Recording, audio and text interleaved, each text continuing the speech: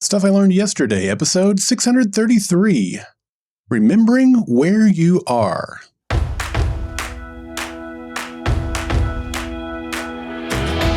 Welcome to Stuff I Learned Yesterday. My name is Daryl Darnell. Today is my 49th birthday, and I believe that if you aren't learning, you aren't living. The original Twilight Zone ran from 1959 until 1964. And if you've been listening to this podcast for any length of time, you know that it's one of my favorite shows of all time. I even have a podcast dedicated to it called Entering the Fifth Dimension. The final season of the show had 36 episodes, the last of which aired on June 19th, 1964. That episode was called The Bewitchin' Pool.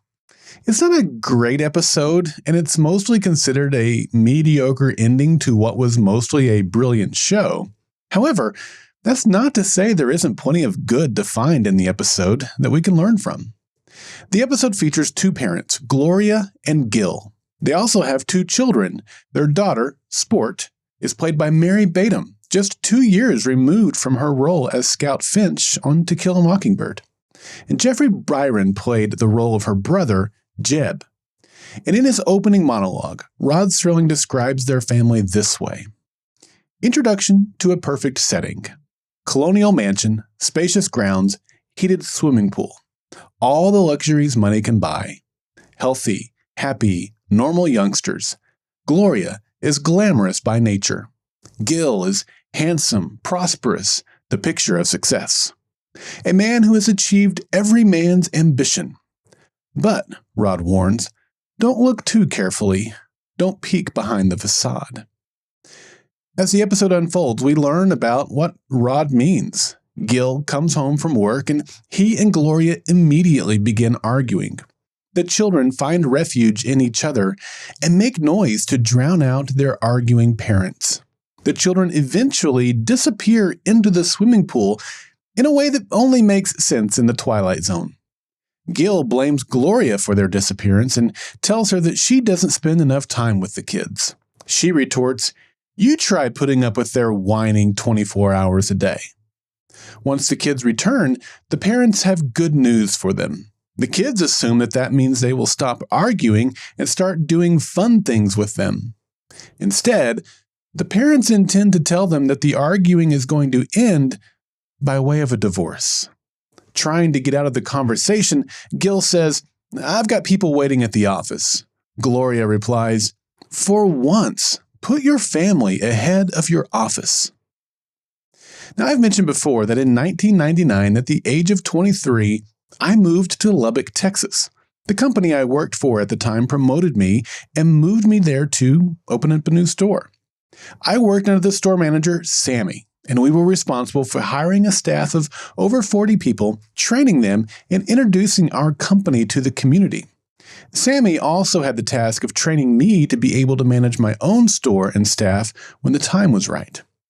Sammy not only took the time to make sure that I was prepared to run my own store, but he took the extra step to help me prepare for life. At that stage in my life, I had been married only a couple of months. Sammy taught me lessons that would help me be a better husband, and when the time came, a better father. One of those lessons was simple yet profound. It stuck in my brain like glue, and I've kept it at the forefront of my mind for the last 26 years. I'm now going to share that lesson with you. The lesson is this: wherever you are, be there. That's it. Wherever you are, be there. Sammy went on to explain that we too easily fall into the trap or habit of taking our work home with us or refusing to go home in pursuit of climbing the corporate ladder. Likewise, it's easy to take the challenges of home with us when we go to work, causing us to be distracted, distant, and unfocused. When we do those things, we fail to be our best at either thing. Therefore, wherever you are, be there. When you're at work, be there not only physically, but fully mentally as well. Leave work on time. The moment you leave there, leave it behind.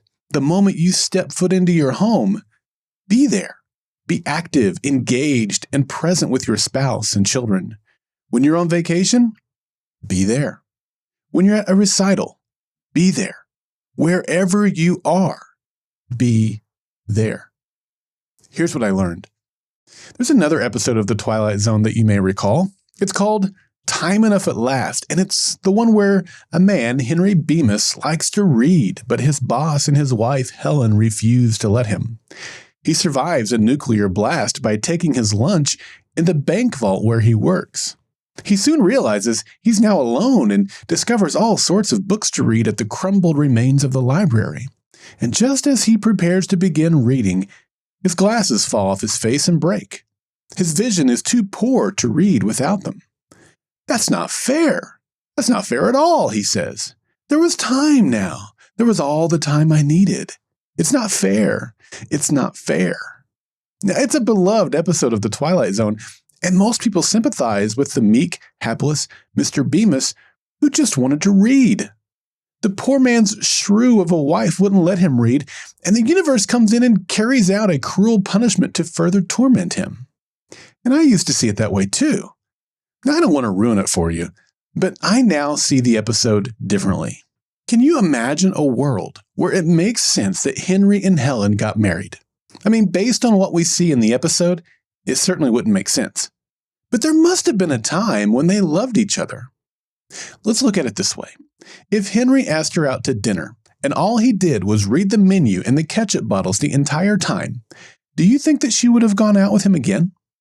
If he took her on a picnic or a walk in the park and he spent the entire time with his nose in a book, do you think she would have agreed to another date?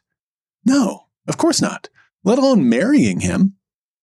At some point, he must have shown her value by giving her his attention. And at some point, she must have found out that he loved to read and may have even found it charming. But at some other point, something changed. Maybe he began to read more and show less attention to her. Perhaps she began degrading him or calling him names, so he read more as a way of finding refuge. One thing is clear. By the time we find ourselves in this story, she despises him, belittles him, and treats him like a child. He ignores her, only wants to read, and finds spending social time with her to be a distraction.